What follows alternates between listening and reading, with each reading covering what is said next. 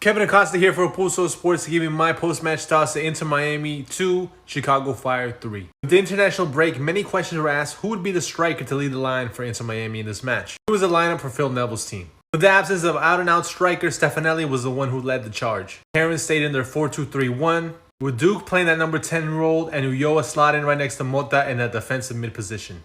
And the return of DeAndre Yedlin. First half started with Inter Miami having the majority of possession, being as they had almost all the players that are really good on the ball in the midfield. Stefanelli on the ball was doing well connecting with the wingers. Throughout the game, whenever he drifted to the left-hand side, did well connecting with Negri. But around the 20th minute, Miami was struggling to play out of the back. Chicago would line up in a 4-4-2 mid-block. I would put Gaston Jimenez and Chris Mueller to block DeAndre Yedlin and G. Mota. Due to having extra men in the midfield for Chicago, Miami resorted to long balls to try to reach Stefanelli. He played into Chicago's hands.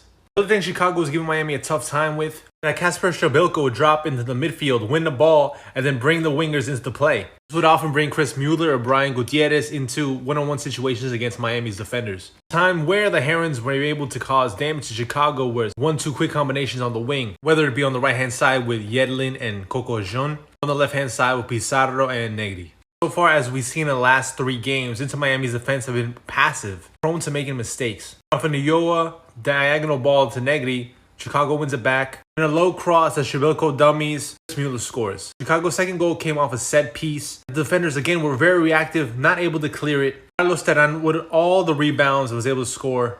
Luckily for Inter Miami, in the last few minutes of the first half, Pizarro crept into the edge of the box, dragging his defender, giving G. Mota to play a beautiful ball to Negri, who scored the goal right before the half. In the second half, Inter Miami, searching for the game, kept possession, and in the 58th minute, Phil Neville decided to make his substitutions on Schneider Borgelin and Ariel Lassiter for Ulloa and Jean. This change by Stuke would drop back into the midfield alongside Mota, just like in the Toronto game. Lassiter on the right, Pizarro as the 10, and Stefanelli as the left wing with Borgelin up top. Through this, now when Miami crossed in the air, Borgelin was a target, put a few headers on target, but it wasn't until the 76th minute that Inter Miami were able to tie the game up at 2-2 through Stefanelli header.